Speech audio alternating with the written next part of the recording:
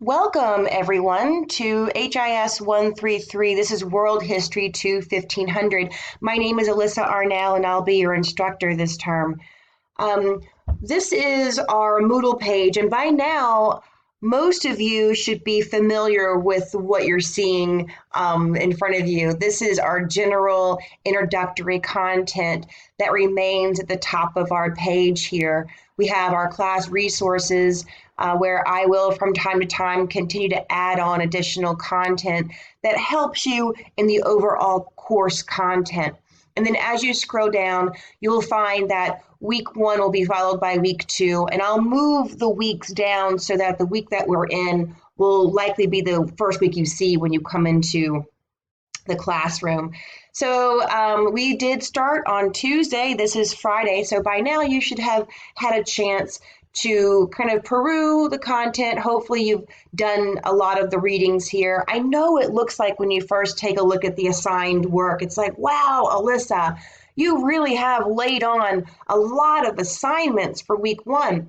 But if you think about a regular textbook, if I assigned to you a chapter or two in a textbook, you'd be looking at 35 to 75 to 100 pages of reading a week.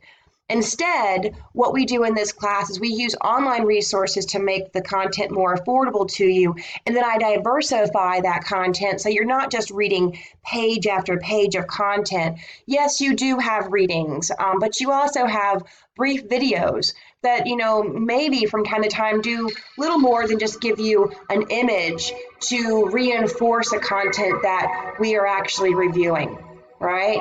This video, for instance, which is part of your first week's assignments, is 2.5 minutes long and just shows you the ways in which people began to migrate first out of Africa and around the globe.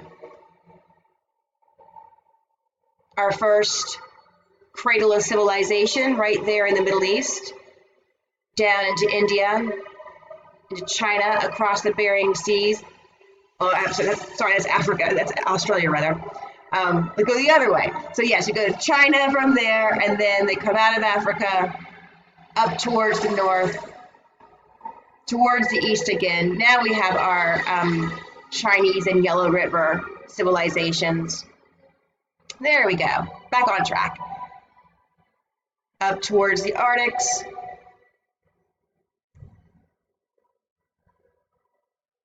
Across we see into what will become more of the Nordic area.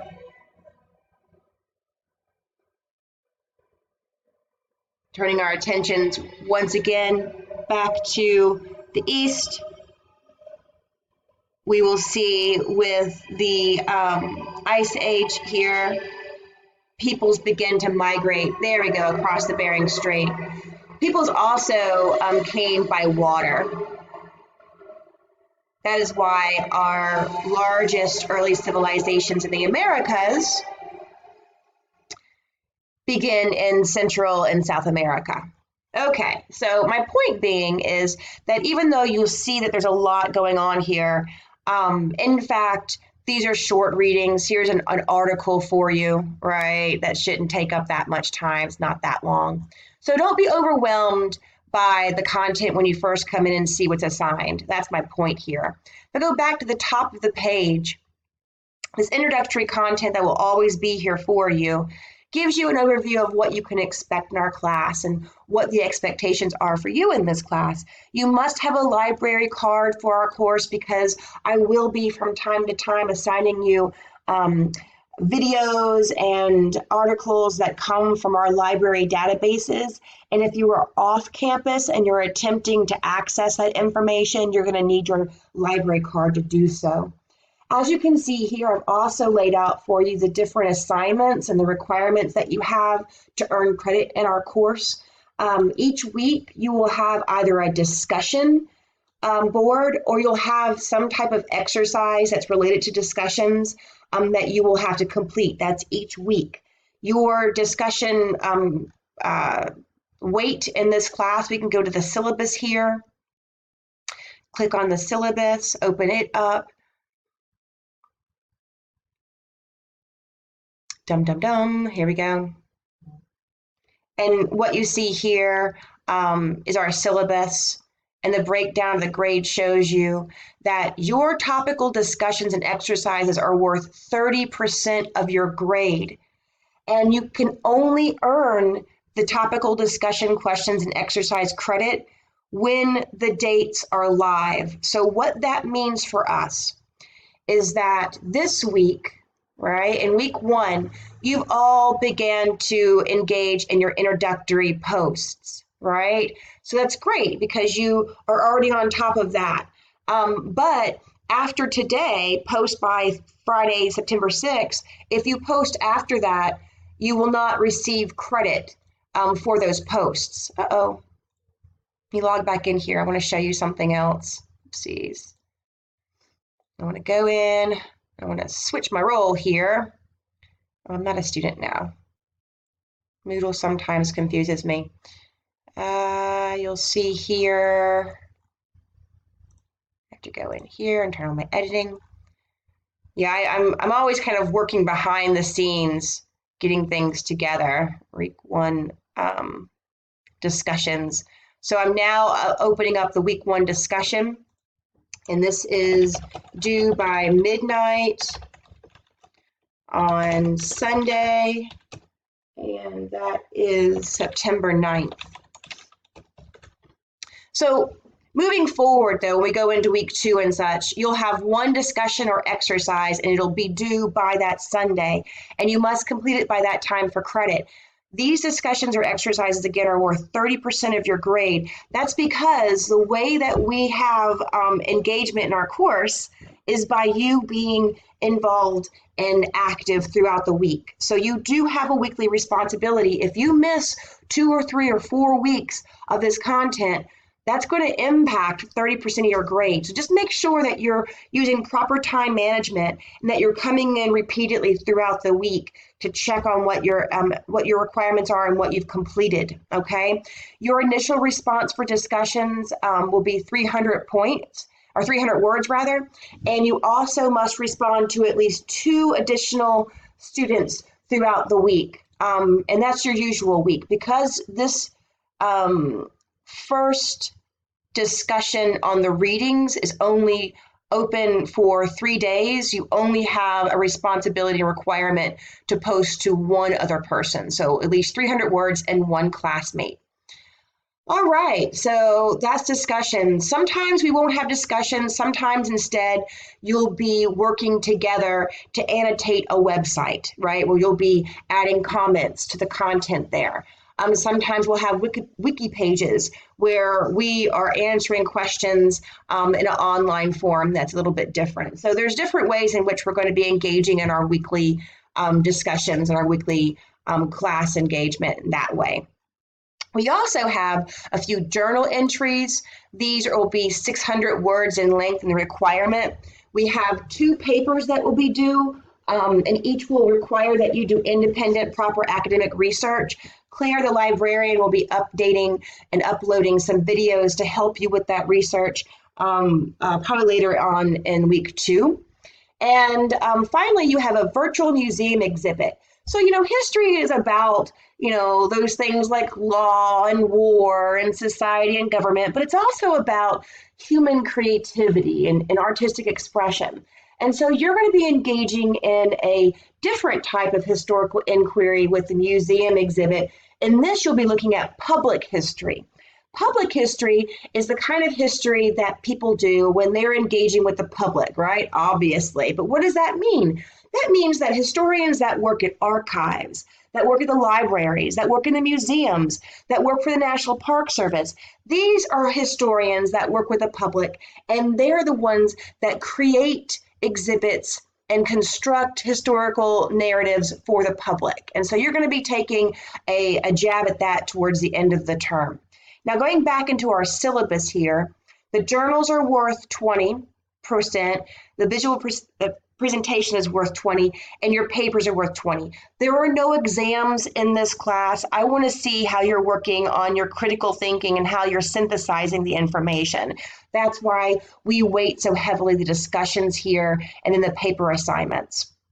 Now, you've got to be online regularly throughout the week. If you're going to be late with anything, please let me know beforehand. Although I know that it's tempting to kind of put off reaching out to me, it's much better if you do it beforehand. You can get a lot more leeway if you ask for permission rather than forgiveness in this class. Although I understand there are times and places where asking for forgiveness rather than permission works. But for our purposes, it's better to ask ahead of time.